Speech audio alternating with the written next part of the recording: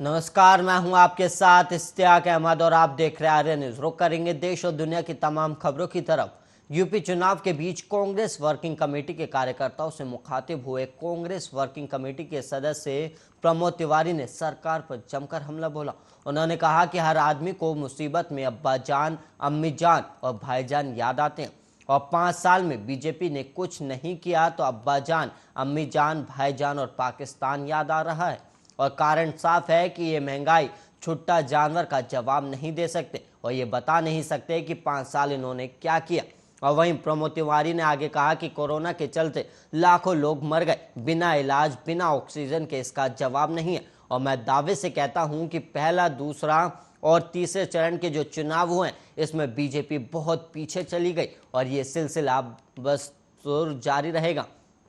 और वहीं 10 मार्च को बीजेपी का जाना तय है और कांग्रेस सेकुलर फोर्सेस का आना तय है।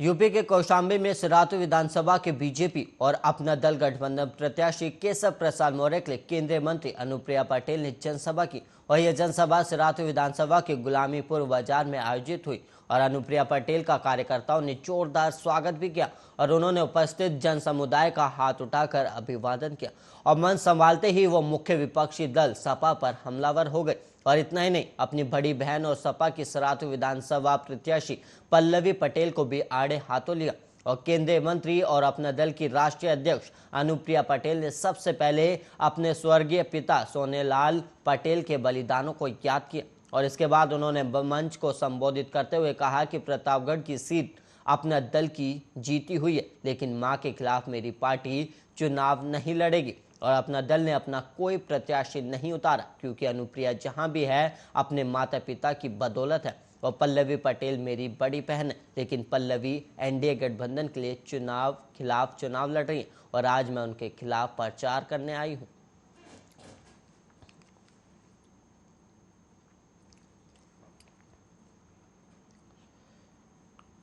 मध्य प्रदेश के मुख्यमंत्री शिवराज सिंह चौहान ने कहा कि दमोह जिले के कुंडलपुर और बांदकपुर को पवित्र क्षेत्र बनाया जाएगा और यहां मांस, मदिरा जैसी वस्तुएं प्रतिबंधित रहेंगी। और मुख्यमंत्री चौहान शिवराज सिंह ने कहा कि पत्नी साधना सिंह के साथ कुंडलपुर जैन धर्म के पंच कल्याणक महोत्सव में बड़े बाबा के दर्शन करने पहुंचे थे और यहाँ उन्होंने बड़े बाबा के दर्शन, पूजा अर्चना के बाद विद्यासागर महाराज का आशीर्वाद लिया और मुख्यमंत्री चौहान और उनकी पत्नी पंच कल्याणक महोत्सव में इंद्र और इंद्राणी के रूप में उपस्थित हुए और मुख्यमंत्री ने कहा कि कुंडलपुर में बना बड़े बाबा का मंदिर अद्भुत है और यह ऐसा मंदिर है जिसे देखकर आंखें चकाचौंध हो जाती हैं और इस पवित्र धरती पर पूरी दुनिया से लोग आकर बड़े बाबा का दर्शन कर लाभ लेंगे। और उन्होंने आगे कहा कि यहाँ की पहाड़ियों का वृक्षारोपण कर उन्हें हरा भरा बनाया जाएगा और उन्होंने विभागीय अधिकारियों को इसकी योजना तैयार करने के भी निर्देश दिए हैं।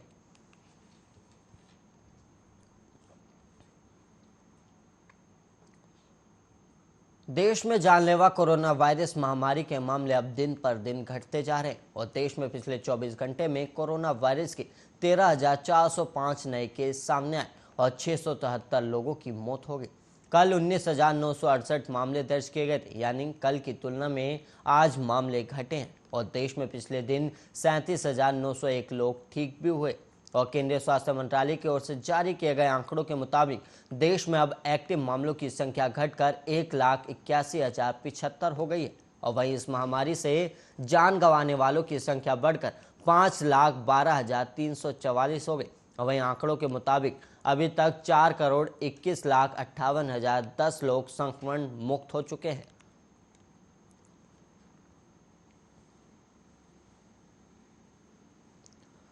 और वहीं यूपी के बदायूं में 2 युवकों में मामूली सी बात पर कहासुनी हो गई, जिसके बाद ये झगड़ा इतना बढ़ गया कि एक युवक ने दूसरे शख्स पर गोली चला दी, जिसके बाद अस्पताल ले जाते हुए उसकी मौत हो गई। और दोनों के बीच झगड़ा इस बात से शुरू हुआ था कि इस बार यूपी विधानसभा चुनाव में भारतीय जनता पार्टी के प्रत्याशी की जीत होगी या फिर समाजवादी पार्टी के उम्मीदवार की। और यह मामला बदायूं के सदर कोतवाली शहर के सोथा चौकी के नीच का है और वहीं यहां रहने वाले शारिक और खिल्लू देर रात करीब 11 बजे छोटे सरकार की दरगाह जाने वाली रोड पर चौराहे के पास खड़ा होकर कुछ लोगों से बातचीत कर रहा था और इस दौरान उसी के मोहल्ले के साथ ही खालिद सिद्दीकी ने इस बात पर बहस हो गई कि इन चुनावों में सपा और बीजेपी में से कौन सा प्रत्याशी जीत रहा है।